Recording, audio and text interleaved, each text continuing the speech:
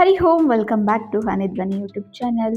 Sunday ಮತ್ತು ಮಂಡೇದು ವ್ಲಾಗನ್ನು ನಿಮ್ಮ ಜೊತೆ ಶೇರ್ ಮಾಡ್ಕೊಳ್ತಾ ಇದ್ದೀನಿ. Sunday busy day because cleaning day ಅಂತಲೇ ಹೇಳ್ಬೋದು. ಎವ್ರಿ ವೀಕ್ ನಂದು ಸಂಡೇ ಕ್ಲೀನಿಂಗ್ ಡೇ. ಈ ವೀಕು ಬೆಡ್ಶೀಟ್ ಎಲ್ಲ ಫಸ್ಟು ವಾಶ್ ಮಾಡಿ ಹಾಕ್ಬಿಟ್ಟೆ ಬಿಸಿಲಿಗೆ ಬೇಗ ಒಣಗಿಬಿಡಲಿ ಅಂತ.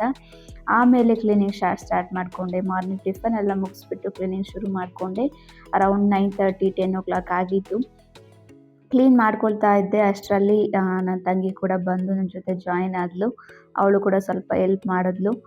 ಎವ್ರಿ ವೀಕ್ ಕ್ಲೀನ್ ಮಾಡಿದ್ರು ಕೂಡ ಅಷ್ಟೇ ಡಸ್ಟ್ ಇರುತ್ತೆ ಅಂತಲೇ ಹೇಳ್ಬೋದು. ಹಾಗೆ ನಾವು ಎವ್ರಿ ಡೇ ಸ್ವಲ್ಪ ಹರಿಬರಿನಲ್ಲಿ ಎಲ್ಲ ಐಟಮ್ಸು ವಸ್ತುಗಳನ್ನು ಕೂಡ ಅಲ್ಲಂದಲ್ಲೇ ಇಟ್ಟಿರ್ತೀವಿ. ವೀಕ್ಲಿ ಒನ್ ಟೈಮ್ ನೀಟಾಗಿ ಅರೇಂಜ್ ಮಾಡ್ಕೊಳ್ಳೋದಕ್ಕೆ ಟೈಮ್ ಸಿಗೋದು ಒನ್ ಟೈಮ್ ಮಾತ್ರ. ಅದಕ್ಕೋಸ್ಕರ ನಾನು ವೀಕೆಂಡಲ್ಲಿ ಅದೆಲ್ಲ ಮಾಡ್ಕೊಳ್ತೀನಿ. ಮಕ್ಕಳ ಮನೇಲಿ ಎಷ್ಟೇ ಕ್ಲೀನ್ ಮಾಡಿದ್ರು ಕೂಡ ಒನ್ ಡೇ ಮಾತ್ರ ಅಂತಲೇ ಹೇಳ್ಬೋದು. ನಾನು ಎಷ್ಟೆಲ್ಲ ಕ್ಲೀನ್ ಮಾಡಿರ್ತೀನಿ, ಮನೆ ಆಗಲಿ ಬಚ್ಚಲೆ ಆಗಲಿ ಎಲ್ಲ ಕೂಡ ಕಂಪ್ಲೀಟಾಗಿ. ಸಂಡೇ ಮಾತ್ರ ಫುಲ್ ಚೆನ್ನಾಗಿ ಕಾಣಿಸ್ತಾ ಇರುತ್ತೆ. ಫುಲ್ಲು ಖುಷಿಯಾಗಿರುತ್ತೆ ನನಗೆ, ನನ್ನ ಮನೆ ಫುಲ್ ಚೆನ್ನಾಗಿ ಕಾಣಿಸ್ತಾ ಇದೆಯಲ್ಲ, ಕ್ಲೀನಾಗಿದೆಯಲ್ಲ ಅಂತ. ನೆಕ್ಸ್ಟ್ ಡೇ ಮತ್ತು ಮಂಡೇಯಿಂದ ಮಂಡೇ ಒಂದು ದಿವಸ ಸ್ವಲ್ಪ ಬೆಟರ್ ಅನ್ನಿಸ್ಬೋದು. ಮತ್ತು ಟ್ಯೂಸ್ಡೇ ಮತ್ತು ಅದೇ ಗೋಳಾಗಿರುತ್ತೆ. ಫುಲ್ ಎಲ್ಲ ಮತ್ತು ಅದೇ ಥರನೇ ಗಲೀಜಾಗಿರುತ್ತೆ. ಮಕ್ಕಳ ಮನೇಲಿ ಇದು ಕಾಮನ್ ಅಂತಲೇ ಹೇಳ್ಬೋದು. ಎವ್ರಿ ಡೇ ಕ್ಲೀನ್ ಮಾಡಿಕೊಂಡ್ರು ಕೂಡ ಅಷ್ಟೇ ಗಲೀಜಿರುತ್ತೆ. ನನ್ನ ತಂಗಿ ನಮ್ಮ ಹುಡುಗರು ಊಟ ಮಾಡಿರಲಿಲ್ಲ. ನಮ್ಮ ಮಕ್ಕಳಿಬ್ರು ಕೂಡ ಬರೀ ಹಾಲು ಮಾತ್ರ ಕೊಡ್ತಿದ್ರು. ಅವರಿಬ್ರಿಗೂ ಊಟ ಮಾಡಿಸಿದ್ಲು. ಆ್ಯಕ್ಚುಲಿ ಅಡುಗೆ ಮಾಡ್ಬೋದು, ಮಕ್ಕಳಿಗೆ ಊಟ ಮಾಡಿಸೋದು ಕಷ್ಟ ಅನಿಸ್ಬಿಡುತ್ತೆ. ನಮ್ಮ ಧ್ವನಿ ಏನಂದರೆ, ಅವಳೊಬ್ಬಳೇ ಇದ್ದಾಗ ಸುಮ್ಮನೆ ಊಟ ಮಾಡ್ತಾಳೆ. ಯಾರಾದರೂ ಇದ್ದರೆ ಜೊತೆಗೆ ಊಟ ಮಾಡಲ್ಲ, ಬರೀ ಆಟ ಆಡೋದು, ಕಾನ್ಸಂಟ್ರೇಷನ್ ಜಾಸ್ತಿ ಅವಳಿಗೆ. ಊಟನೇ ಮಾಡೋದಿಲ್ಲ, ಅದೊಂದು ಸ್ವಲ್ಪ ಸಮಸ್ಯೆ. ಅದಕ್ಕೆ ನನ್ನ ತಂಗಿಗೆ ಹೇಳ್ಬಿಟ್ಟಿದ್ದೆ ಊಟ ಮಾಡಿಸ್ಬಿಡು ನೀನೆ ಅಂತ. ಅವಳೇ ಮಾಡಿಸಿದ್ಲು. ಫೈನಲಿ ಕ್ಲೀನಿಂಗ್ ಎಲ್ಲ ಒಂದು ಅರೌಂಡ್ 11:30 ಆಗಿ ಮುಗೀತು. 11:30 12 ಆಯಿತು. ಸೊ 12:15 ಆಗಿತ್ತು. ಆವಾಗ ನನ್ನ ಸ್ಯಾರೀಸ್ನ ಬ್ಲೌಸಸ್ ಹೊಲಿಯೋಕೆ ಕೊಟ್ಟು ಬಂದೆ. ನನ್ನ ಸೀಮಂತದ ಸ್ಯಾರಿ ನೋಡಿ, ಇದು ಆಫ್ಟರ್ 2.5 year ಆದಮೇಲೆ ಹೊಲಿಸ್ತಾ ಇದ್ದೀನಿ, ಸ್ಟಿಚಿಂಗ್ ಕೊಡ್ತಾ ಇದ್ದೀನಿ. ಏನು ನೆಸೆಸಿಟಿ ಇರಲಿಲ್ಲ, ಸುಮ್ಮನೆ ಮನೆ ಹತ್ರ ಎಲ್ಲ ಇರೋದಲ್ವಾ, ಏನಕ್ಕೆ ಹೊಲಿಸೋದು ಅಂತ ಹೇಳ್ಬಿಟ್ಟು ಸ್ಟಿಚಿಂಗ್ ಕೊಟ್ಟಿರಲಿಲ್ಲ. ಸೊ ಫೈನಲಿ ಹೋಗಿ ಸ್ಟಿಚಿಂಗ್ ಕೊಟ್ಬಿಟ್ಟು ಬಂದಿದ್ದೀನಿ. ಅಲ್ಲಿಂದ ಬರೋ ಅಷ್ಟರಲ್ಲಿ ಬಿಸಿಲಾಗ್ಬಿಟ್ಟಿತ್ತು. ನಮ್ಮ ಮಕ್ಕಳು ನೋಡಿ ಅಲ್ಲಿ ಸ್ಟಿಚಿಂಗ್ ಕೊಡೋಕ್ಕೆ ಬಿಡ್ತಾನೆ ಇಲ್ಲ. ಎಷ್ಟು ಹಠ ಮಾಡ್ತಿದ್ರು ಅಂದರೆ, ರಕ್ಷಿತಾ ಬಂದು ಮನೆಗೆ ಬರ್ತಿದ್ದಂಗೆ ಅಲ್ಲಿ ನೋಡಿ ಕೂತಿದ್ದ ಹತ್ರನೇ ನಿದ್ದೆ ಮಾಡ್ತಾ ಇದ್ದಾಳೆ. ನಾವು ಬರೋ ಅಷ್ಟರಲ್ಲಿ ಲೇಟ್ ಆಗಿಬಿಡ್ತು, ಬಿಸಿಲು ಬೇರೆ ಆಗಿಬಿಟ್ಟಿತ್ತು ಜಾಸ್ತಿ. ಸೊ ಬರ್ತಿದ್ದಂಕಲೇ ಫಸ್ಟ್ ಅವ್ರನ್ನ ಊಟ ಮಾಡಿಸಿ ಮಲಗಿಸ್ಬಿಟ್ಟು ನಮ್ಮ ಕೆಲಸ ಎಲ್ಲ ಮಾಡ್ಕೊಂಡ್ವಿ. ಅಷ್ಟೇ ಮತ್ತೆ ಎದ್ದರು ಅವರು. ಎದ್ದು ನಾವು ಕೂಡ ಫ್ರೆಶ್ ಅಪ್ ಆಗಿ ದೀಪ ಹಚ್ಚಿ ಟೀ ಕಾಫಿ ಎಲ್ಲ ಮುಗಿಸ್ಕೊಂಡ್ವಿ. ಅವ್ರಿಗೂ ಹಾಲೆಲ್ಲ ಕೊಟ್ಟು ಓದ್ತಾ ಇದ್ದರು. ನಾವು ಬೇಗ ಆಗಲಿ ಅಂತೇಳಿ ಟಯರ್ಡ್ ಆಗಿದ್ದಕ್ಕೋಸ್ಕರ ಬರೀ ಟೊಮೊಟೊ ಚಟ್ನಿ ಮತ್ತು ಚಪಾತಿ ಮಾಡ್ಕೊಂಡಿದ್ದೆ. ನನ್ನ ತಂಗಿರು ಕೂಡ ಊಟ ಮಾಡಿ ಹೊರಟರು. ನಾವು ಕೂಡ ಫೈನಲಿ ಊಟ ಮಾಡ್ಕೊಂಡ್ವಿ. ಸೊ ಸಂಡೇ ಹೀಗೆ ಬ್ಯುಸಿ ಡೇ ಆಗಿ ಕಂಪ್ಲೀಟ್ ಆಯಿತು. ನೆಕ್ಸ್ಟ್ ಮಂಡೇ ಈವ್ನಿಂಗ್ ಇದು. ಧ್ವನಿ ಮಧ್ಯಾಹ್ನ ಕರೆಕ್ಟಾಗಿ ಊಟ ತಿಂದಿರಲಿಲ್ಲ, ಅದಕ್ಕೆ ಪಾಸ್ತಾ ಮಾಡ್ಕೊಳ್ಳೋಣ ಅಂತ ಮಾಡಿಕೊಡ್ತಾ ಇದ್ದೀನಿ. ಏನು ಬಿಟ್ಟರು ಕೂಡ ಧ್ವನಿ ಕ್ಯಾರೆಟ್ ಮಾತ್ರ ಬಿಡಲ್ಲ, ತುಂಬಾ ಇಷ್ಟ ಕ್ಯಾರೆಟ್ ಅಂದರೆ. ಸೊ ಮೊದಲಿಗೆ ಪಾಸ್ತಾ ಮಾಡೋದಕ್ಕೆ ಒಂದು ಪಾತ್ರೆಯಲ್ಲಿ ನೀರು ಇಟ್ಕೊಂಡಿದ್ದೀನಿ. ಉಪ್ಪು ಹಾಕಿ ನೀರು ಬಾಯ್ಲ್ ಆಗೋಕ್ಕೆ ಸ್ಟಾರ್ಟ್ ಆದಮೇಲೆ ಪಾಸ್ತಾ ಹಾಕ್ಬಿಟ್ಟು ಸ್ವಲ್ಪ ಆಯಿಲ್ ಹಾಕ್ಬಿಟ್ಟು ಬೇಯಿಸ್ಕೊಳ್ತೀನಿ. ಒಂದು 5 ನಿಮಿಷ ಸಾಕಾಗುತ್ತೆ. ಬೆಂದಿದೆ ಇವಾಗ ಚೆನ್ನಾಗಿ. ಸೊ ಸಪ್ರೇಟ್ ತೊಗೊಳ್ತೀನಿ ನಾನು. ಈಗ ಒಂದು ಪ್ಯಾನ್ಗೆ ಎಣ್ಣೆ ಹಾಕ್ಕೊಂಡು ಶುಂಠಿ ಬೆಳ್ಳುಳ್ಳಿ ಒಂದು ಈರುಳ್ಳಿಯನ್ನು ಚಿಕ್ಕದಾಗಿ ಕಟ್ ಮಾಡಿ ಹಾಕ್ಕೊಳ್ತಾ ಇದ್ದೀನಿ. ಸ್ವಲ್ಪ ಆನಿಯನನ್ನು ಸ್ವಲ್ಪ ಚೆನ್ನಾಗಿ ಫ್ರೈ ಆದಮೇಲೆ ನಾನು ವೆಜಿಟೇಬಲ್ಸ್ ಯೂಸ್ ಮಾಡ್ತಾ ಇದ್ದೀನಿ. ಕ್ಯಾಪ್ಸಿಕಮ್ ಮತ್ತು ಕ್ಯಾರೆಟ್ ಮಾತ್ರ ಯೂಸ್ ಮಾಡ್ತಾ ಇದ್ದೀನಿ. ಯಾವುದಾದ್ರೂ ವೆಜಿಟೇಬಲ್ಸನ್ನು ಆ್ಯಡ್ ಮಾಡ್ಕೋಬೋದು. ವೆಜಿಟೇಬಲ್ಸ್ ಸ್ವಲ್ಪ ಫ್ರೈ ಮಾಡ್ಕೊಂಡಾದಮೇಲೆ ಪಾಸ್ತಾ ಹಾಕ್ಕೊಳ್ತಾ ಇದ್ದೀನಿ, ಬೇಯಿಸಿರೋವಂಥ ಪಾಸ್ತಾನ. ಇದಕ್ಕೆ ಸ್ವಲ್ಪ ಉಪ್ಪು, ಖಾರ ಪುಡಿ, ಸ್ವಲ್ಪ ಗರಂ ಮಸಾಲ ಪೌಡರ್ ಹಾಕಿ, ಸ್ವಲ್ಪ ಕ್ಯುಮಿನ್ ಪೌಡರನ್ನು ಹಾಕಿದ್ದೀನಿ ಲೈಟಾಗಿ. ಎಲ್ಲ ಸ್ವಲ್ಪ ಸ್ವಲ್ಪ ಹಾಕ್ತಾಯಿದ್ದೀನಿ, ಖಾರ ಆದರೂ ತಿನ್ನೋದಿಲ್ಲ ಅವಳು ಅಂತೇಳ್ಬಿಟ್ಟು. ಹಾಗೆ ಸ್ವಲ್ಪ ಟೊಮೊಟೊ ಕೆಚಪನ್ನು ಹಾಕ್ಬಿಟ್ಟು ಮಿಕ್ಸ್ ಮಾಡಿ ಕೊಡ್ತಾಯಿದ್ದೀನಿ. ಸ್ವಲ್ಪ ಫೈನಲಿ ಪಾಸ್ತಾ ರೆಡಿಯಾಗಿತ್ತು. ತುಂಬ ಚೆನ್ನಾಗಿ ಬಂದಿತ್ತು. ಅವಳು ಅಷ್ಟೊಂದೇ ತಿನ್ನಲ್ಲ, ಒಂದು ಸ್ವಲ್ಪ ತಿಂದಳು. ಅದರಲ್ಲಿ ನಾನು ಮಾಡಿದ್ರಲ್ಲೇ ಒಂದು ಅರ್ಧ ತಿಂತಾಳಷ್ಟೇ, ಮಿಕ್ಕಿದ್ದ ನಾನೇ ತಿಂದೆ. ನೆಕ್ಸ್ಟು ಆಟ ಆಡ್ತಾ ಇದ್ದಾಳೆ. ಜೋಲಿನಲ್ಲಿ ರ್ಯಾಬಿಟನ್ನು ಕೂರಿಸಿ ಆಟ ಆಡ್ತಾ ಇದ್ದಾಳೆ ಒಬ್ಬಳೇ. ಜೋಲಿ ಆ್ಯಕ್ಚುಲಿ ಸ್ವಲ್ಪ ಹಗ್ಗ ಹಳೇದಾಗಿದೆ, ಅದಕ್ಕೋಸ್ಕರ ಕೆಳಗಡೆ ಪಚ್ಚನ ಬಾ ಪಪ್ಪು ಅಂತ ಕರೀತಾ ಇದ್ದಾಳೆ ರ್ಯಾಬಿಟ್ಟ. ಹಾಗೆ ಜ್ಯೂಸ್ ಕೂಡ ಬೇಕು ಅಂದ್ಲು, ಜ್ಯೂಸ್ ಕೂಡ ಮಾಡಿಕೊಟ್ಟಿದ್ದೆ. ನಾನು ಸ್ವಲ್ಪ, ಅವಳು ಸ್ವಲ್ಪ ಅರ್ಧ ಕುಡಿದ್ವಿ. ಕ್ಯಾರೆಟ್ ಮತ್ತು ಬೀಟ್ರೂಟ್ ಜ್ಯೂಸ್ ಮಾಡಿದ್ವಿ. ವೀಕ್ಲಿ ಒಂದು 3 times ಮಾಡ್ತೀನಿ ಕ್ಯಾರೆಟ್ ಮತ್ತು ಬೀಟ್ರೂಟ್ ಜ್ಯೂಸ್. ಅವಳು ಕೂಡ ಇಷ್ಟಪಟ್ಟು ಕುಡಿತಾಳೆ. ಹೆಲ್ದಿ ಕೂಡ ಹೌದು ಕೂಡ ಅದು. ಅದಕ್ಕೆ ನಾನು ಏನೂ ಹಾಕೋದಿಲ್ಲ, ಜಸ್ಟ್ ಕ್ಯಾರೆಟ್ ಮತ್ತು ಫ್ರೆಶ್ ಕ್ಯಾರೆಟ್ ಮತ್ತು ಬೀಟ್ರೂಟನ್ನು ಕಟ್ ಮಾಡಿ ನೀರು ಹಾಕಿ ಜ್ಯೂಸ್ ಮಾಡ್ಕೊಳ್ತೀನಿ. ಅವಳಿಗೆ ಸ್ವಲ್ಪ ಬೆಲ್ಲ ಹಾಕ್ಕೊಡ್ತೀನಿ, ಸ್ವಲ್ಪ ರುಚಿ ಇದ್ದರೆ ಕುಡಿತಾಳೆ ಅಂತ. ಹಾಗೆ ಸಂಜೆ ಧ್ವನಿ ಒಂದು 6:30ವರೆಗೂ ಹೊರಗಡೆ ಸೈಕಲಲ್ಲಿ ಆಟ ಆಡ್ಕೊಬಂದು, ಅವಳನ್ನ ಆಟ ಆಡಿಸ್ಕೊಬಂದ್ಮೇಲೆ ಪೂರಿ ಮಾಡೋಣ ರಾಗಿ ಹಿಟ್ಟಿಂದು ಅಂತ ರೆಡಿ ಮಾಡ್ಕೊಳ್ತಾ ಇದ್ದೀನಿ. ಮೈದಾ ಅಥವಾ ಗೋಧಿ ಆದರೆ ಸ್ವಲ್ಪ ನಮ್ಮ ಮನೆಯವ್ರು ಕಮ್ಮಿ, ರಾಗಿದಾದರೆ ಸ್ವಲ್ಪ ಎಣ್ಣೆ ಹಿಡಿಯೋದಿಲ್ಲ ಜಾಸ್ತಿ ರಾಗಿ ಹಿಟ್ಟಿಂದು, ಅದಕ್ಕೆ ಸ್ವಲ್ಪ ಮಾಡ್ತಾ ಇದ್ದೀನಿ ತಿಂತಾರೆ ಅಂತ. 1 ಬೌಲಷ್ಟು ರಾಗಿ ಹಿಟ್ಟು, ಅರ್ಧ ಬೌಲಷ್ಟು ಗೋಧಿ ಹಿಟ್ಟು, ಒಂದು 2 ಸ್ಪೂನಷ್ಟು ಚಿರೋಟಿ ರವೆ ಹಾಕ್ಕೊಂಡಿದ್ದೀನಿ. ಹಾಗೆ ಸ್ವಲ್ಪ ಉಪ್ಪು ಹಾಕ್ಕೊಂಡು ನೀರು ಹಾಕ್ಕೊಂಡು ಚೆನ್ನಾಗಿ ಕರೆಕ್ಟ್ ಕನ್ಸಿಸ್ಟೆನ್ಸಿ ಕಲಿಸ್ಕೊಳ್ತಾ ಇದ್ದೀನಿ.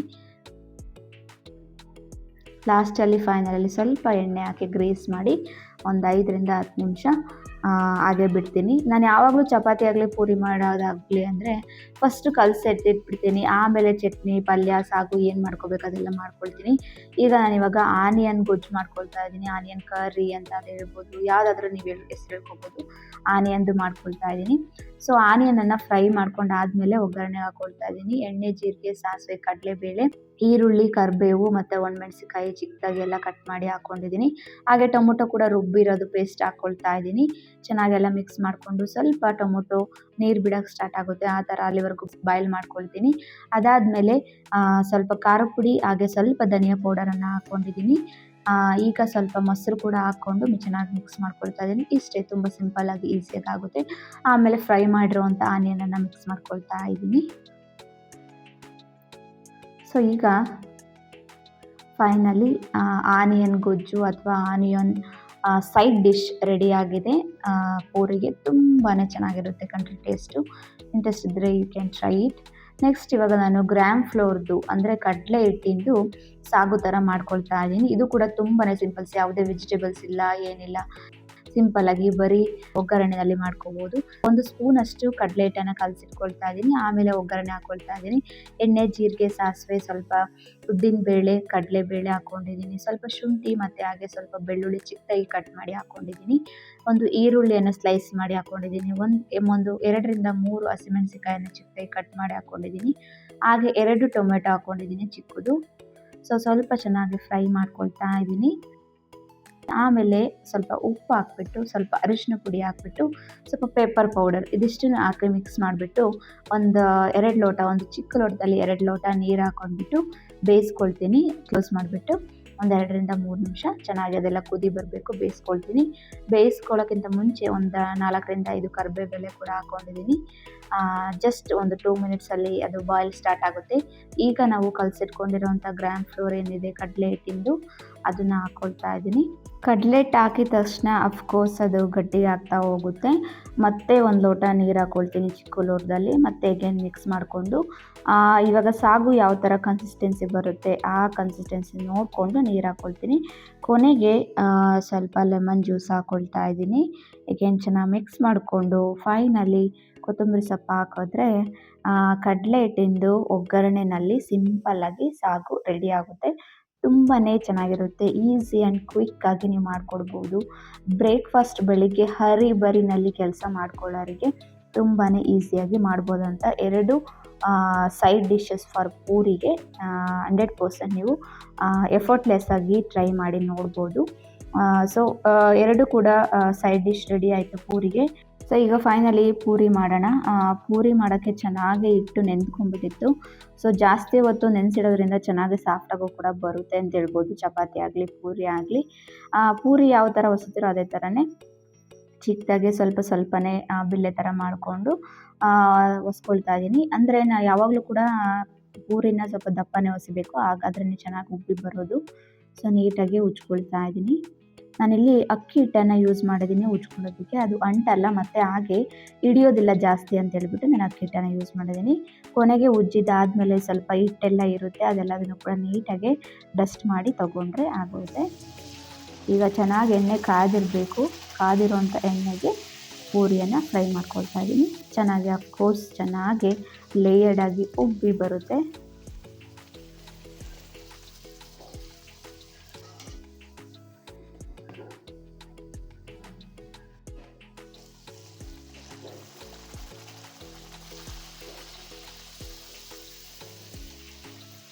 ಮತ್ತು ರಾಗಿ ತಿಂದು ಪೂರಿ ಬೇರೆ ಇದಕ್ಕಿಂತ ಕಂಪೇರ್ ಮಾಡಿದ್ರೆ ಹೆಲ್ದಿ ಅಂತಲೇ ಹೇಳ್ಬೋದು ನೀವು. ಮಕ್ಕಳಿಗಾಗಲಿ ದೊಡ್ಡವ್ರಿಗಾಗಲಿ ನಮಗೂ ಕೂಡ ಆಗಲಿ ಹೆಲ್ದಿ ಇರುತ್ತೆ, ಆರಾಮಾಗೆ ತಿನ್ಬೋದು. ಮತ್ತು ಎಷ್ಟು ಚೆನ್ನಾಗಿ ಬಂದಿರುತ್ತೆ ಅಂದರೆ ಜಾಸ್ತಿ ಎಣ್ಣೆ ಹಿಡಿಯೋದಿಲ್ಲ ಇದು. ಗೋಧಿ ಹಿಟ್ಟು ಮೈದಾ ಹಿಟ್ಟಿನ ಪೂರಿ ಥರ ಜಾಸ್ತಿ ಎಣ್ಣೆ ಹಿಡಿಯೋದಿಲ್ಲ. ಮತ್ತು ಪೂರಿ ತಿನ್ನುವಾಗ ಒಂಥರ ಮುಖ ತೀಳ್ದಂಗೆ ಆಗ್ಬಿಡುತ್ತೆ, ಜಾಸ್ತಿ ತಿನ್ನೋದಕ್ಕಾಗೋದಿಲ್ಲ. ಒಂದು 2-3 ಅಷ್ಟೇ ಅನಿಸ್ಬಿಡುತ್ತೆ. ಬಟ್ ರಾಗಿ ಹಿಟ್ಟಿನ ಪೂರಿ ಆ ಥರ ಅನಿಸೋದಿಲ್ಲ, ಆರಾಮಾಗಿ ತಿನ್ಬೋದು. ಧ್ವನಿಗೆ ಪೂರಿ ಅಂದರೆ ತುಂಬ ಇಷ್ಟ, ಬಟ್ ಇಷ್ಟಪಡ್ತಾಳೆ, ತಿನ್ನೋದು ಮಾತ್ರ ಅರ್ಧ ಮಾತ್ರ. ಒಂದು ಪೂರಿನೂ ಕೂಡ ಕಂಪ್ಲೀಟಾಗಿ ತಿನ್ನಲ್ಲ. ನೋಡಿದ ತಕ್ಷಣ ಅದು ಚೆನ್ನಾಗಿ ಕಾಣಿಸ್ತಾ ಇತ್ತು, ಅದಕ್ಕೋಸ್ಕರ ಅವಳು ಸ್ವಲ್ಪ ಹಸಿವಾಗಿತ್ತು ಆಲ್ರೆಡಿ ಅವಳಿಗೆ. ಸೊ ಅದಕ್ಕೋಸ್ಕರ ತೊಗೊಂಡ ತಕ್ಷಣ ತಿಂತಾ ಇದ್ದಾಳೆ. ಸೊ ಎಷ್ಟು ಚೆನ್ನಾಗಿ ಬಂದಿದೆ ಪೂರಿ ಅಂತ ನೀವೇ ನೋಡ್ಬೋದು. ಸೊ ಟೇಸ್ಟ್ ಮಾಡೋಣ ಅಂತ ಟ್ರೈ ಮಾಡ್ತಾ ಇದ್ದೀನಿ. ತುಂಬಾ ಚೆನ್ನಾಗಿ ಬಂದಿತ್ತು ಕಣ್ರಿ. ನಮ್ಮ ಮನೆಯವರಂತೂ ತುಂಬ ಇಷ್ಟಪಟ್ಟರು. ಪೂರಿ 2 ತಿಂತಾರಷ್ಟೇ ಅವರು ಗೋಧಿ ಹಿಟ್ಟಿನ ಮಾಡಿದ್ರೆ. ರಾಗಿ ಹಿಟ್ಟಿನ ಪೂರಿ ಮಾಡಿದ್ರೆ 3-4 ಪೂರಿಯನ್ನು ತಿಂದರು. ಧ್ವನಿ ಕೂಡ ಆವಾಗಲೇ ಅಲ್ಲೇ ಹಾಕ್ಕೊಟ್ಬಿಟ್ಟೆ. ಅವಳು ಕೂಡ ಸ್ವಲ್ಪ ತಿಂದಳು, ಒಂದು ಅರ್ಧ ತಿಂದು ಒಂದು ಅರ್ಧ ಬಿಟ್ಟಿದ್ಲು. ನಾನು ಆಮೇಲೆ ತಿನ್ನಿಸಿದೆ ಮಿಕ್ಕಿದ್ದ. ಅಡುಗೆ ಮಾಡ್ಬೋದು, ಪಾತ್ರೆ ತೊಳೆಯೋದು ಮತ್ತು ಕಿಚನ್ ಕ್ಲೀನ್ ಮಾಡೋದು ಒಂದು ಸ್ವಲ್ಪ ಬೇಜಾರು ಅನಿಸ್ಬಿಡುತ್ತೆ. ಬಟ್ ಏನು ಮಾಡೋಕ್ಕಾಗಲ್ಲ, ಮಾಡ್ಕೋಬೇಕು. ನಾನು ಅಡುಗೆ ಎಲ್ಲ ಆದಮೇಲೆ ಎಲ್ಲವನ್ನೂ ಎತ್ತಿಟ್ಟು ಕಿಚನ್ ಕ್ಲೀನ್ ಮಾಡೋ ಅಷ್ಟರಲ್ಲಿ 45 ಮಿನಿಟ್ಸ್ ಬೇಕಾಯಿತು. ಧ್ವನಿ ಊಟ ಎಲ್ಲ ಮುಗಿಸಿ ಆಟ ಆಡ್ತಾಯಿದ್ಲು. ಅವ್ರ ಅಪ್ಪಾಜಿ ಕೂಡ ಬಂದರು. ಎಲ್ಲರೂ ಒಟ್ಟಿಗೆ ಊಟ ಮಾಡ್ಕೊಂಡ್ವಿ. ತುಂಬ ಚೆನ್ನಾಗಿದೆ ಅಂತ ಹೇಳಿದ್ರು ಕೂಡ ನಮ್ಮ ಮನೆಯವರು. ಒಟ್ಟಿಗೆ ಊಟ ಮಾಡಿ ಧ್ವನಿ ಸ್ವಲ್ಪ ಹೊತ್ತು ಆಟ ಆಡಿ ಕೊನೆಗೆ 11 o'clock ಮಲ್ಕೊಂಡ್ವಿ. ಇದು ನನ್ನ ಸಂಡೇ ಮತ್ತು ಮಂಡೇ ವ್ಲಾಗ್ ಆಗಿತ್ತು. ಈ ವಿಡಿಯೋ ನಿಮಗೆ ಇಷ್ಟ ಆಯಿತು ಅಂತ ಭಾವಿಸ್ತೀನಿ. Thank you for watching.